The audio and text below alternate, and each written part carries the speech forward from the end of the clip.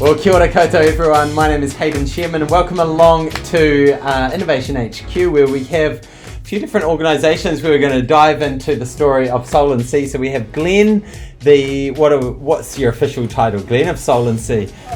Jack of all trades. Jack of all trades. Yeah, well, I mean, a founder at this point. Cool, Yeah. Awesome. Yeah, so Sol+Sea, let's give us the 30-second explanation, elevator pitch of what you guys do. All right, so yeah, Sol+Sea, we're a high-performance, reef-safe botanical skincare brand. So we're designed to protect and restore your skin and our ocean. So reef-friendly ingredients for athletes, ocean enthusiasts, and active people. So the main problem with most normal sunscreens is they've got chemicals in them that are just not friendly on reefs. Yep. So 14,000 tons of sunscreens washing off into oceans every year. Yep. So it's been proven it's found in the DNA of coral and marine life. Far out. And it's in the sunscreens you guys have at home probably. Octocrylene, oxybenzone, oxynosate, and nasty parabens. So our products are clean. They don't contain those. So 7 destinations worldwide have banned these chemical ingredients. Really? And it's coming to New Zealand. And so we're compliant with all that.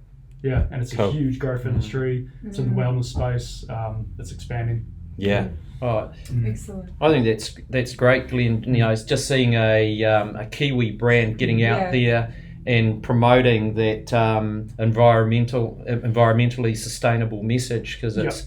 I mean, there's a big movement out there with with climate change and the impact that we're having on our planet, and just to see these local initiatives, it's incredible. That's right. Yeah, I mean, there's a lot of brands out there that are trying to claim reef safe and environmentally friendly, but I can look in 2 seconds and they're not on the back of the ingredients. Wow.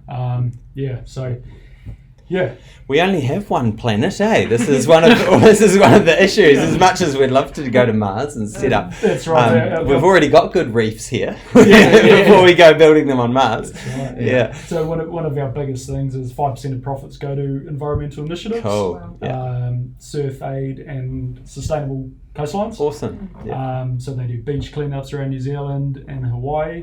And Surf Aid, they do programs through Indonesia and Solomon Islands. Wow. So helping mothers and babies in developing countries. Brilliant. So, amazing. They're our 2 big partners. Cool. So also here with us, we have Stephen, who's already jumped in, and also Palak. So Stephen is the director of Opportuna CA, so accountant, business coach and strategist, and Palak is the director of Branding HQ, so and graphic designer. So we are going to bring these guys in to talk about the teamwork and collaboration in terms of last time we talked. You just won the Power-Up Ideas Summit. I think that's what it was called. Power-Up program. Yeah. Power-Up program. Yeah, we were just getting over the hangover, and and the hard mahi was just about to start. Yeah, that's right. And now you've launched, and if we kind of scan through the website here, we can see a bit of the range. And so this is the website that Palak's been working on. And it's all gone out there and is live. People can buy online. You've got some really cool ambassadors, local girl Paige Harab in there. And then if we flick up to the top, this is the big one that really takes this all to market. So this shows us the shop, and we've got obviously sunscreen and skincare. And I think this, with Christmas coming up, I am definitely looking at this one. So if we click through to here, you can see a bunch of these gift packs, and pretty cool. One lady this morning ordered 5 of these summer SPF sets. That's awesome. At 6:30 this morning, so she's getting into it early. Yeah. I mean, if I saw this in my little Christmas stocking, woke up in the morning, I'd be pretty stoked. So definitely. We have cool little packs too that they come in, branded packs with an illustration on top. Yeah. You can just wrap them up and send them out. Cool. Awesome. So you've got the e-commerce going, and you've also getting into retailers as well? Yeah, so we've got about 20 retailers in New Zealand. We just got an order from a shop down in Stewart Island, of all places. Wow. Stewart Island, Te Anau, and then we just got in with Hunting Fishing, Torpedo 7. Wow. 8 stores of them. Local stores, Egmont store, Down to Earth, and then up in the Mount, a few retailers up there. So awesome. Yeah, about 20, and we have to load them up too. Yeah. Next job. Well, I guess Emails coming, fella. Yes. I guess you can say with Stewart Island in the mix now, you've got the country covered. Yeah. Surf's up. So the big question with this, and this is a problem that every e-commerce person who decides, I want to start e-commerce and have this beautiful passive income and just sit back and wait for the money to come in. But it's actually tricky because you've got an e-commerce site, or you've got a website, and then it's got to have an e-commerce functionality, which is often separate. And then you've got inventory, managing all your inventory, and especially when you've got gift packs and things like that, it adds another dynamic to it. And then you've got Xero, your accounting software, and then you've got retailers as the other thing in the mix. So that's a bit of a challenge. Yeah, I mean, that's where these guys have come in and been really great. We didn't know any of this before we started, so they've set us up with the whole system, their inventory, tracking all our orders and our transfer in stock and everything like that. Plugging in with Xero and into the Shopify site. So it's been awesome. It's been a big learning curve, and it's 24/7. Wow. So day and night, weekends is good from sales point of view, but fulfillment is another story.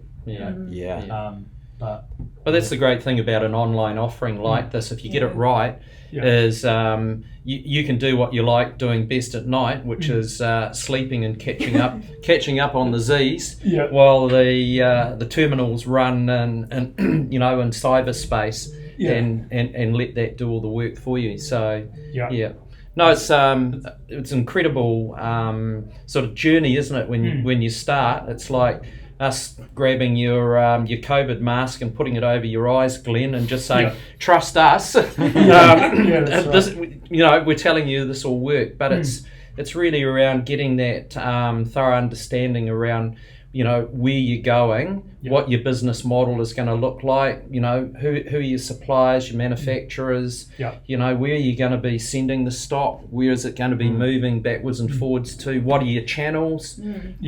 So it's really getting the understanding of that, and that's the gold in terms of making sure your whole logistics process works well for you and ties in with your web, your online offering. And it's been pretty touch wood. It's been pretty seamless today. And people said we're crazy launching in a lockdown in a COVID environment, but it's been the reverse effect, because there's been 1.5 million people up in Auckland in lockdown, and 70% online sales sent up to compared to this time last year. Cool. So online's been amazing, and then bringing those retailers in behind us. Awesome. So Stephen, a question for you, and this is when you look at a project like this, taking a product to market, do you sit down and kind of map out all the systems that need to happen? Because obviously you operate in that business strategy side of things, but then we've got this other company that's part of the HQ whānau of businesses, which is App HQ, and then they take the map of business systems that you need working and connect all the dots through software and integrations. That's a good question, and I think sort of peel back the onion a wee bit, which is when Glenn and I first hooked up to look at what the journey might look like, business processes and systems was sort of something that was in the in the future. It was really around saying, here's where we need to be at a particular point of time, so we know that's where the train's going. So what we had to do was plot all the critical towns and little village stop-offs that we we had to stop at along the journey.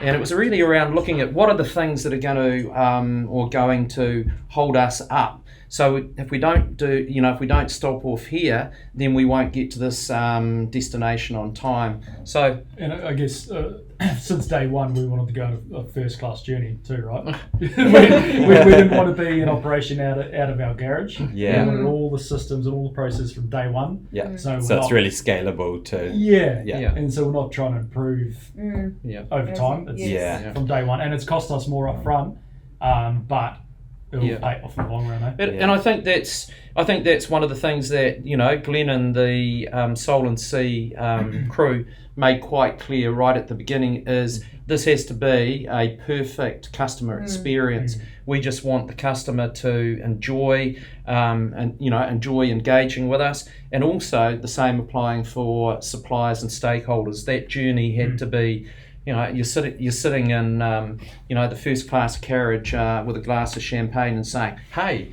this experience is wonderful, let's do it again. And it's so good.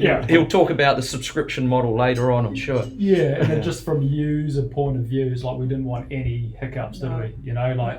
When they're checking out, they're getting the confirmation email, they're getting the confirmation that it's been shipped and where it is. So we've been doing that within 1 day from fulfillment or overnight. So fulfillment's been fast. So everything's been working really well. So I guess just to round that off is so there were a whole lot of things that were sort of going conjointly. So while we're building the system and we're hooking up the e-commerce functionality with the inventory system and the back end, other things were going on, like the SPF testing and all of the regulatory compliance stuff that we had to go through. So again, it's a bit like a potpourri of stuff, and everything has to come together at the right time. Very cool. We actually did, I think we said last time, but we delayed it 1 year. So we delayed the whole launch 1 year to get things right, to get all the systems perfect, all the compliance stuff's sussed, and then go for it. So cool. Random question: What does SPF stand for? Sun protection factor. Right. And did you have to try on your arm different SPFs and see how long it took to burn, or is there an official way of doing this? There is. That's good. Independent lab in Sydney. We trialled it for 2 years. But from a compliance, it's Eurofins in Sydney, so they get 12 different test subjects, humans, and they do different testing in spa pools and UV light. And they do the water resistance testing and the SPF testing like that. Awesome. And there's some crazy modelling. So let's click through the site. So I mean, with one click we've got through to the shop, which when we're talking about website design, that's nice and frictionless, Like you don't want. Model. I'm sorry, I didn't talk about that before. No, that's all right. We can go there. So I was just going to say, this is very few steps to get to the point where you're actually putting something in the cart. So what's that? 3 clicks and I'm ready to put my little gift pack in the cart right there. And so you just mentioned subscription details. So let's talk about this. So so we wanted to add this from day one, but I think we couldn't actually do that until we had some sales under our belt. So we offered this service. So you save 10% on a subscription. It's delivered 1 month, 3 months, or every 6 months. Amazing. So you don't have to worry about it. It just gets delivered to your door, and that's been pretty successful so far. That's brilliant, and that's a great idea, because something like sunscreen, you buy it at the start of summer, and then it's like you run out one day, and then it's like, oh no, what am I going to do? Exactly. And I think for me, this is a random thought that came to my head, is like having 2 kids. You can buy it for the whole family, and you don't have to really worry about it, because sometimes you're like, oh, I don't know if I want to put this on my kids, or buying separate sort of sunscreen. So this is like really helpful that you buy one thing and then whole family is sorted. So so good job, Glen, on that one.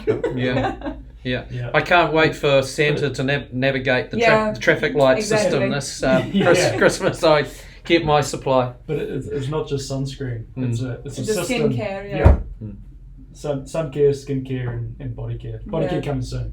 Right. Awesome. That's in the roadmap. So complete skincare solutions. Amazing. And anyone else that you want to thank and do any shout outs to at this point in the journey? Just all our obviously friends and family and early adopters of the brand, and people that supported us to date, and all the retailers and that stock us as well. So big thank you to everybody, and huge support when you do something like this. You know, from the local community. Venture Taranaki been amazing, and these guys. Yeah, it's awesome to have that support. Yeah. So yeah, for anyone interested in testing out their ideas, Stephen is definitely your man to punch those numbers and work out. I haven't told you one of Glen's little secrets there is that I've previously been involved with skincare ranges and beauty products. So he had a bit of a head start. Although I could probably have done with a bit of the product myself, but I don't think I've seen the order come through from Stephen. Come on, Stephen. And Palak and Hayden.